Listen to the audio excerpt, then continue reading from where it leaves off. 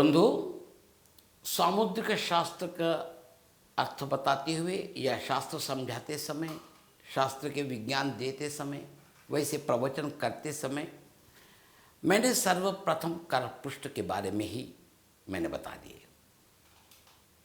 तो देखिएगा, करपृष्ठ जो कहेंगे तो पहले चर्म सौष्ठव को देखेंगे, रोम सौष्ठव को देखेंगे, रोमकूपों को देखेंगे। एक एक रूप रोमकूप में कितने बाल हैं, कितने केश हैं, उनके लिहाज से प्रतिफल समझाते गए।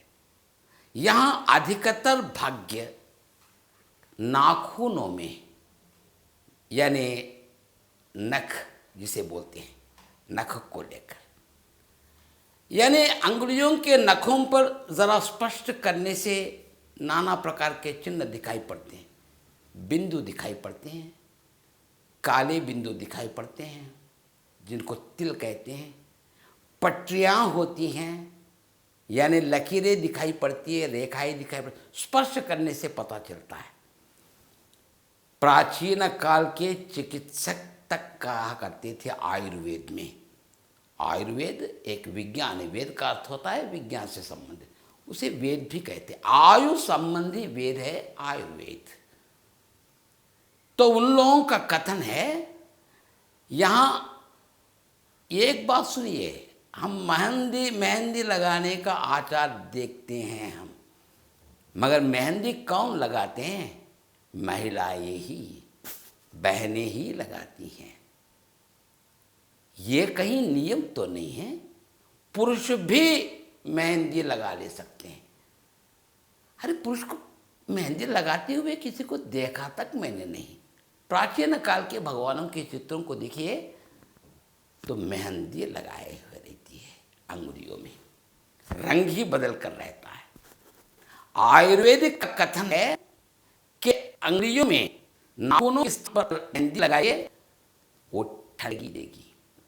आज भी चिन्ह है, लकीरें भी हैं, तो मेहंदी लगाने से वो दोष का थोड़ा सा, पूरा परिहार तो नहीं बता सकते, भाग्य भाग्य ही है, प्रारब्ध प्रारब्ध है, प्रारब्ध को मिटा नहीं सकते हैं, मगर थोड़ी शांति, उपशमन, परिहार के रूप में सांत्वना प्राप्त करने के लिए नख भाग में पुरुष लोग भी मेहंदी लगाते हैं तो अच्छा है, बहुत सारे लोग कहते हैं।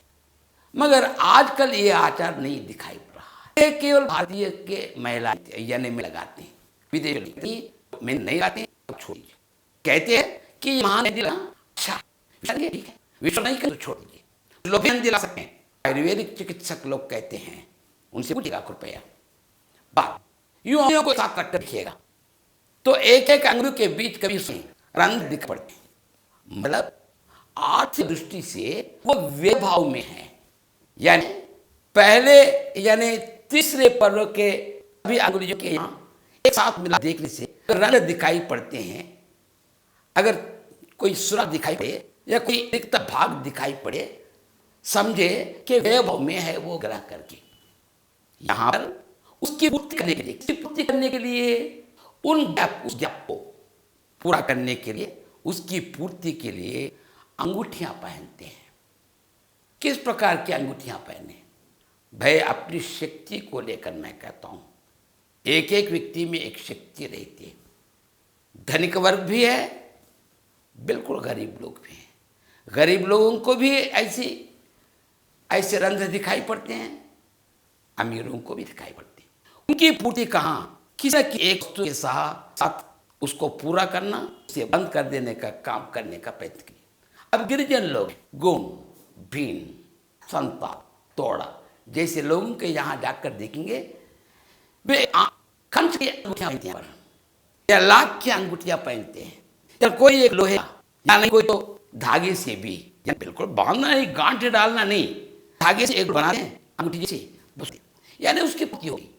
जो वैभव में है ग्रह, उस पूर्ति हो जाएगी, परिहार मात्र से नहीं, बस। अब यानी करपृष्ठ के फल बहुत कम प्रतिशत में है, अब पूरा फल, पूरा प्रारब्ध, पूरा भाग्य हथेली की लकीरों में, ग्रह स्थानों में, अंगुलियों में है। ठीक है, अब करतल की ओर चलेंगे। करतल 4 अंगुलियां हैं, यानी प्लग पिन जिस प्रकार काम करते हैं विद्युत शक्ति को ग्रहण करने के लिए, एंटीना सम ग्रह कारकों को, वर्णों की शक्ति को, वर्णों की ध्वनि को ग्रहण कर उनकी रक्षा करने के लिए नाखून पीछे आई उनकी रक्षा करते हैं। धीरे धीरे एक वेग से अपने अपने ग्रहों के स्थान पर शक्ति डाल देते हैं, वर्णमाला बन जाती है। यहाँ वर्णमाला का मतलब गुरु एक वर्ण है यानी स्वर है, शनि एक स्वर है, बुध है। इस प्रकार हर एक ग्रह के लिए एक एक स्वर है, वे अपनी ध्वनियाँ उनके लिए हैं, यानी कारक। ध्वनि का अर्थ कारक, वर्ण का अर्थ कारक, स्वर का अर्थ है कारक, और रेखाएं जो है वे व्यंजन होते हैं। अब देखिए, अब ये है तर्जनी